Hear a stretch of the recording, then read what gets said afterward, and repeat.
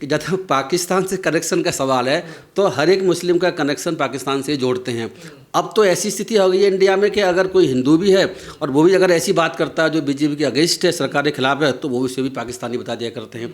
इसमें तो कोई बात ही नहीं है।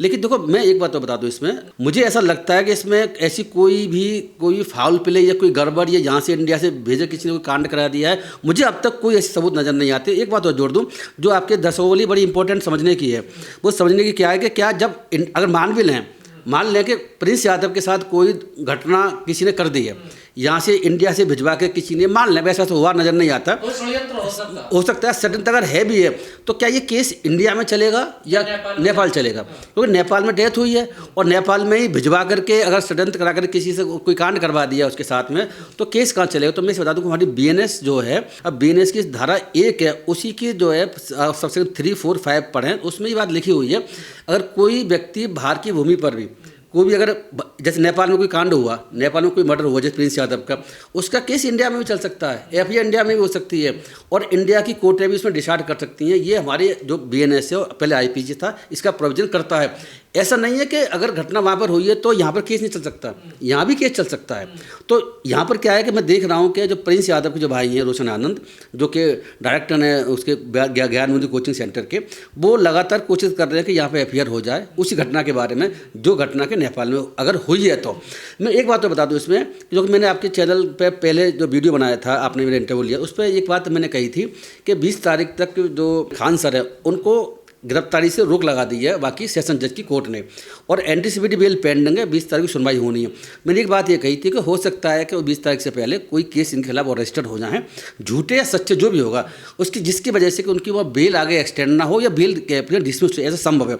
तो ये जो कोशिश चल रही है, मुझे लग रहा है इस बात के लिए कोशिश भी चल रही है कि 20 तारीख को जो पटना के डिस्ट्रिक्ट सेशन जज के यहाँ जो केस सुनवाई पर आने वाला है, और अगर उसमें इन्होंने ये वाला एंगल लेकर के चलेंगे, साहब एक FIR और मर्डर की यहाँ पे हो गई है जिसमें कि उसके भाई के मर्डर करा दिया गया है, या एक FIR मुझे और संभावना नज़र आती है, वो किस बात की नज़र आती है कि इन्होंने जो है रोशन आनंद ने एक आरोप और लगाए हैं, 2 आरोप लगा रहे हैं रोशन आनंद। एक तो ये लगा रहे हैं वो रोशन आनंद कि एक तो मेरे भाई की इन्होंने मर्डर करा दिया षड्यंत्र करके वहाँ पर। दूसरा आरोप लगा रहे हैं कि जो 2 गार्ड थे जो इसके थे खान सर के, वो भी जेल में बंद हैं। तो रोशन सर का कहना यह है कि खान सर के 2 गार्ड जेल में बंद हैं, उनके थ्रू मुझको धमकाया गया था, प्रेशराइज किया गया जेल के अंदर, पटना जेल में, कि आप समझौता कर लीजिए, नहीं तो आपके खिलाफ हम कुछ ना कुछ गड़बड़ करवा देंगे। तो उसकी भी FIR करा सकते हैं। तो मुझे उम्मीद लग रही है कि 20 तारीख से पहले 1-2 FIR करा करके और ऐसा कुछ कर लें जिसकी वजह से 20 तारीख को जो सुनवाई होनी है उसमें खान सर की बेल आगे ना हो पाए या उनकी अरेस्ट को स्टे कर दिया गया वो ख़त्म हो जाए।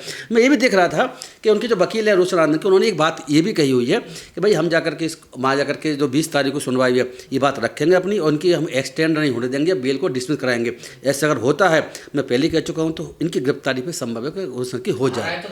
तो गंभीर है। देखो धारा गंभीर है, मैं पहले भी बात कह चुके हैं, अभी दोबारा कह, लेकिन धारा बनती नहीं, मैंने ये बात पहले भी कही थी कि इनकी धारा नहीं बनती है। कौन सी धारा? 237 वाली धारा थी जो लगा रखी है। तो जैसे मीडिया से खबर से वो जानकारी मिल रही है कि अटेम्प्ट टू मर्डर, हत्या का प्रयास की धारा इनके ऊपर नहीं बनती है, इनके ऊपर कॉन्स्पिरेसी की धारा बन सकती है। तो लेकिन मैं कुछ नहीं कह सकता, भारतीय जनता पार्टी की सरकार है, कुछ भी कर सकती है। लेकिन अभी तक हम देख रहे हैं, अभी तक कम से कम रोशन आनंद के कहने पर अभी तक कोई दूसरी FIR जो नेपाल में उसके भाई की मौत हुई है प्रिंस यादव, अभी तक रजिस्टर नहीं करी है।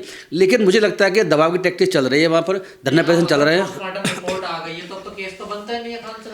देखो इसमें तो कोई शक ही नहीं है, लेकिन शक्कर क्या है, ये तो इसने आरोप लगा दिया ना। देखो आप ये समझिए, रोशन आनंद कह रहा है कि जेल में मुझे जो है प्रेशराइज किया गया कि आप समझौता कर लीजिए, नहीं करेंगे तो हम आपके खिलाफ कुछ भी करा सकते हैं। तो वो उसको लिंक को वहाँ से रोशन आनंद अपने भाई से जोड़ रहे हैं कि मैंने समझौता नहीं किया तो इसीलिए मेरे भाई को वहाँ मरवा दिया। आप बात समझिए ना, वो किस तरीके से वो केसों को लेकर चल रहे हैं, नए केस बनाने की कोशिश कर रहे हैं। पोस्टमार्टम रिपोर्ट तो देखेगी ना, देखिए अभी पोस्टमार्टम रिपोर्ट तो आई है, लेकिन अगर कोई विटनेस ये कहता है, लीगल पोजीशन में बता दूं, कोई विटनेस ये कहता है कि मुझे धमकाया गया है कि अगर तुमने समझौता नहीं किया तो मैं तुम्हारे भाई को मरवा दूंगा, तो उस स्थिति में उसकी जो धमकी है वो भी इंपॉर्टेंट है। लेकिन हो सकता धमकी ना दी गई हो, अब तो जेल में तो रिकॉर्ड रहता है, जेल में ये धमकी देने की बात कर रहे हैं या प्रेशर करने की बात रोशन आनंद कर रहे हैं, ये बात सही है या गलत है वो तो बाकी रिकॉर्ड से पता चल जाएगा।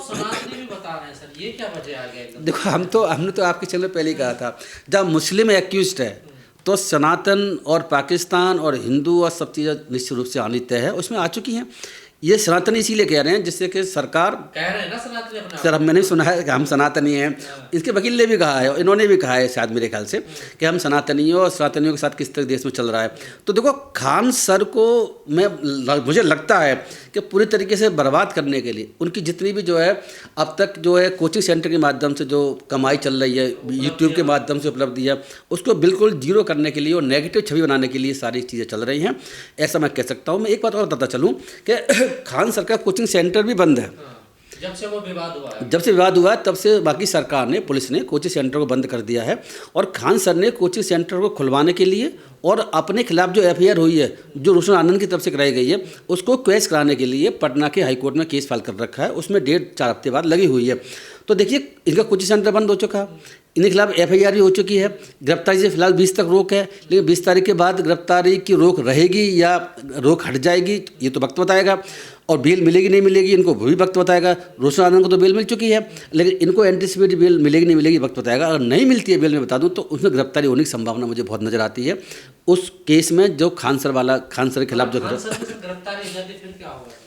देखिए मैं ये कह सकता हूँ मेरे हिसाब से तो कोई ऐसा मैं बता रहा हूँ आपको, देखो दो तरफ से हैं। रोशन आनंद के लोग भी, समर्थक भी, स्टूडेंट भी और खुद ये भी पूरी कोशिश कर रहे हैं और दूसरी एफआईआर कराने की कोशिश कर रहे हैं। मुझे लगता है कि पुलिस ने एफआईआर पटना में नहीं करी तो हो सकता है आज या कल में ये एक एफआईआर कराने के लिए मजिस्ट्रेट के पास केस फाइल करेंगे, ऐसा मुझे लग रहा है। इनकी स्ट्रेटजी नजर आती है रोशन आनंद की मर्डर केस में, नेपाल में जो मर्डर हो उसके संबंध में। कानून से सड़क तक लड़ते हैं, हम तो सड़क की भी बात कर रहे हैं। देखिए रोशन आनंद, देखो कल तो थाने में धरना दिया, थाने में अंदर एंट्री करी है, उनका वकील भी साथ था, मैंने भी देखा हुआ है, 3-4 घंटे बैठे रहे। अब सड़क पर करेंगे और सड़क पर जाकर कोर्ट में जाएंगे तो हो सकता है कि कोर्ट से कहीं एफआईआर का ऑर्डर हो जाए इनके खिलाफ। संभव है, मुझे लगता नहीं कि नहीं संभव है, कुछ भी हो सकता है। मैं एक बात बता दूं कि मेडिकल रिपोर्ट तो वास्तव में जो अभी जो है पॉजिटिव है, नेगेटिव आई है, मतलब कोई भी कांड नहीं हुआ उनके साथ में। लेकिन बिस्रा को प्रिजर्व किया गया नेपाल की सरकार ने, बिस्रा को भेजा गया काठमांडू में, काठमांडू उसके रिपोर्ट आने के बाद में फिर और फाइनल कुछ भी होगा। जहाँ मुस्लिम होता है उसका मामला सिर्फ हिंदू और मुस्लिम से चलता है, शिक्षा से चलता है।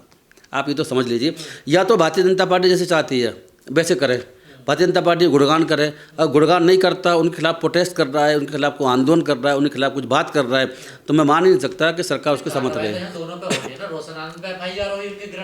नहीं वो बात आपकी ठीक है, मैंने बात आपकी मान ली, उसकी गिरफ्तारी हो गई तो उसकी बेल भी मिल गई है।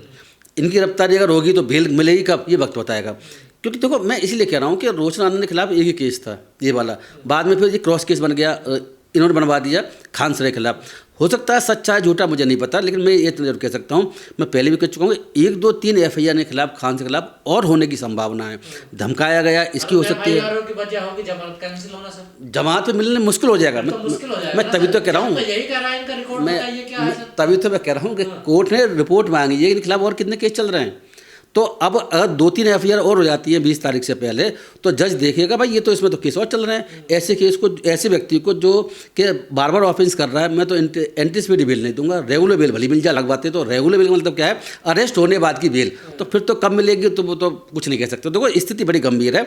मुझे लगता है कि देखो मैं हम ये नहीं कह रहे कि रोशन आनंद का भाई है उसकी क्या हुआ, देखो हमारे हिसाब से जो सबूत मिलते हैं उसके हिसाब से कोई भी गड़बड़ अभी तक नहीं हुई है, ऐसा नजर नहीं आता। साम्राज्य खड़ा करा अपना शिक्षा का, क्या वो ढहने वाला है? आपको लगता है गिरने वाला है वो? मुझे लगता है कि सरकार पूरी कोशिश कर रही है और ये इनके प्रतिनिधि हैं रोशन आनंद पूरी कोशिश कर रहे हैं और भारतीय जनता पार्टी की सरकार है। तो ऐसी स्थिति में मुझे लगता है कुछ ना कुछ बहाना बना करके, कुछ ना डॉक्यूमेंट की कमी देख करके उनका कोचिंग सेंटर खुलना मुझे मुश्किल नज़र आता है। इसीलिए तो उसको पता था, खान सर की बात पता थी कि कोचिंग सेंटर हमारा जल्दी से खुलने वाला नहीं है। उस स्थिति में इसलिए हाईकोर्ट गया हुआ है। लेकिन मुझे संभावना कम नजर आती है क्योंकि बाकी मैं जो लोकेशन देख रहा हूँ वो कड़ी कंजेस्टेड गलियाँ हैं जहाँ कोचिंग सेंटर बने हुए हैं। तो मैं फिर कह सकता हूँ, मैं पहले आपकी चैनल पर कह चुका हूँ कि कागज़ किसी के पास पूरे नहीं होते कभी भी। फायर ब्रिगेड के लाइसेंस, फलाने के लाइसेंस, इसके लाइसेंस वो आपको नहीं मिलेंगे, सरकार भी देगी नहीं, वहाँ की जो सोचे ऐसे देना। तो इसकी वजह से ये हो सकता है आग लग जाएगी तो बच्चे मर सकते हैं। इसलिए कोचिंग सेंटर तो मुझे लगता है हमेशा के लिए उस इलाके बंद होने वाले हैं। लेकिन अब खान सर कहीं बाहर खोलेंगे क्या करेंगे तो मुझे नहीं पता, उस जगह का मुझे डाउट है कि खुल पाएगा। पर खान साहब ने कहा कि अगर मैं जेल में भी चला जाऊंगा तो जेल में भी पढ़ाऊंगा। मैं जेल में कैसे पढ़ाएंगे? जेल के अंदर पढ़ाएंगे, जेल से यूट्यूब थोड़ी पढ़ा पाएंगे। देखो कैदियों को पढ़ाएंगे, तो कैदियों को पढ़ा सकते हैं, वो तो एक अच्छी बात है ना, देखो वो तो एक अलग बात है। लेकिन देखो जेल की अपनी सीमा है, ये बात मैंने उनकी मान ली कि जेल में जाएंगे तो पढ़ा लेंगे। लोग और पहले ही पढ़ाते रहे हैं। ये आपसे 2 टीचरों का झगड़ा समझा जाए या इसमें सरकार भी इन्वॉल्व हो गई है? सर देखिए पहले तो 2 टीचरों का झगड़ा ही था, लेकिन क्योंकि 2 टीचरों में एक टीचर हिंदू है, एक टीचर मुस्लिम है, तो इसी वजह से प्रॉब्लम खड़ी हो गई है। अगर वो टीचर दूसरा मुस्लिम नहीं होता तो इतना बड़ा बवाल इसमें नहीं मचता और छोटा मोटा कुछ बात बन के मामला ख़त्म भी हो चुका होता। लेकिन वो मुस्लिम है और मुस्लिम होने की वजह से उसके पीछे सरकार हमेशा पड़ी रहती है, भारतीय जनता पार्टी सरकार है। इसमें एक एंगल और समझ लीजिए आप, जो हम आपके बता नहीं पाए, कि इसमें दूसरा एंगल और भी क्या है। आज तक का एंगल भी है, आज तक चैनल का एंगल भी है, अंजुम कश्यप का एंगल भी है। अंजुम कश्यप ने भी केस फाइल कर रखा है। नहीं, दूसरा है नहीं, ये सारे एक ही बात है। देखो मैं बताऊँ आपको, अंजुम कश्यप और आज तक चैनल ने भी केस फाइल कर रखा है, वो भी उनके पीछे लगी हुई हैं और वो मीडिया वाले सारे खलनायक बना के दिखा रहे हैं। मैं तो देख रहा हूँ सारे चैनल जितने भी हैं आज तक से रिलेटेड, वो सारे चैनल खान साहब को खलनायक बना के दिखा रहे हैं। अब तो जाने क्या क्या वो दिखा रहे हैं। तो जब मर्डर हुआ जब से उस आनंद के भाई का, तो ऐसी स्थिति में आज तक चैनल और अंजुम कश्यप जिन्होंने केस फाइल कर रखा है, जिनको अभी रिलीफ नहीं मिला, 17 तारीख को हाईकोर्ट में दिल्ली में केस था, उनको वो रिलीफ नहीं मिला है और केस आगे चला गया। पहले भी नहीं दिया जज साहब ने, अब इस बार भी नहीं दिया। लेकिन मुझे ऐसा लगता है कि देखो आज तक चैनल, गोदी मीडिया आप जो कहते हैं, वो मीडिया पूरा भारतीय जनता पार्टी की सरकार, रोशन आनंद, ये सब हिंदू वाली चीज़ें होने की वजह से मुझे सब ऐसा लगता है कि कुछ ना हो। आप देख लेना कि एंड तक आते आते इस केस में ऐसा होगा कि खान सर का जो इंस्टीट्यूट है वो या तो बंद हो जाएगा या बहुत कम स्टूडेंट रह जाएंगे।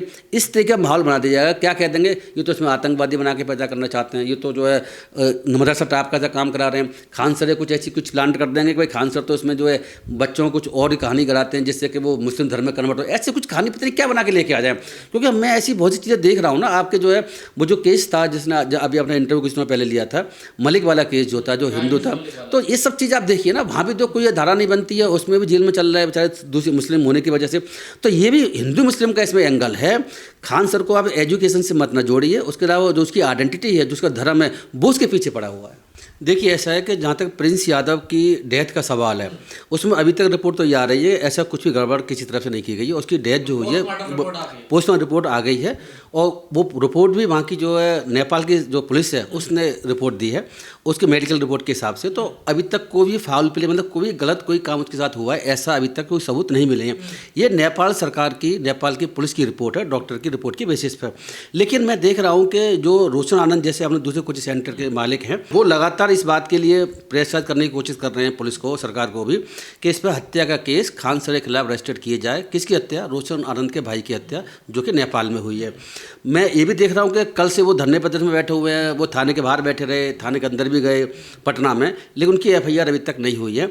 जहाँ तक देखो मैं समझ पा रहा हूँ, इसमें जो मुझे लीगल जो भी समझ है उसके हिसाब से मैं कह सकता हूँ, क्योंकि ये इंसिडेंट जैसे नज़र आ रही है उसके हिसाब से, और वहाँ की रिपोर्ट भी है, क्योंकि मुझे डाउट है कि कोई भी मर्डर जैसा कोई कांड हुआ है। इसमें कोई मर्डर नहीं हुआ। मुझे ऐसी उम्मीद है कि शायद किसी बीमारी की वजह से, किसी वजह से रोशन आनंद के भाई की, प्रिंस यादव की, नेपाल में डेथ हो गई है। एक बात और भी इम्पोर्टेंट समझने की है कि वो उसके ऊपर जो केस था, वो केस क्या था प्रिंस यादव के खिलाफ, वो यहाँ से भाग के गया हुआ था। प्रिंस यादव इंडिया से भाग करके नेपाल गया हुआ था, क्योंकि जो खान सर ने जो आरोप लगाए थे कि वहाँ पर अटैक किया गया है, हमारे पास गोली चलाई गई है, या हमारे शूट तोड़ा गया है रोशन आनंद के द्वारा, किसी और लोगों के साथियों के द्वारा, उसमें ये एक्यूज था। प्रिंस यादव एक्यूज था। जो पहले कोचिंग सेंटर पे हमला हुआ था उसका ये आरोपी था। आरोपी है प्रिंस यादव, उसमें आरोपी था, और पुलिस की गिरफ्तारी से बचने के लिए ये नेपाल भाग गया।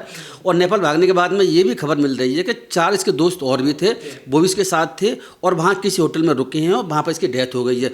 तो नेपाल में जाकर के किसी ने मर्डर करा दी है या कुछ गड़बड़ करा दी, ऐसी तो संभावना मुझे कम नज़र आती है। और वहाँ की फिर जैसे ऑटोप्सी रिपोर्ट आई है, मेडिकल रिपोर्ट आई है, पुलिस का कहना भी वहाँ की नेपाल का यही है, कोई अभी तक ऐसा कोई सबूत नहीं मिला जिससे कह सकती हूँ कि उसमें मर्डर हुआ या किसी ने कोई षड्यंत्र किया।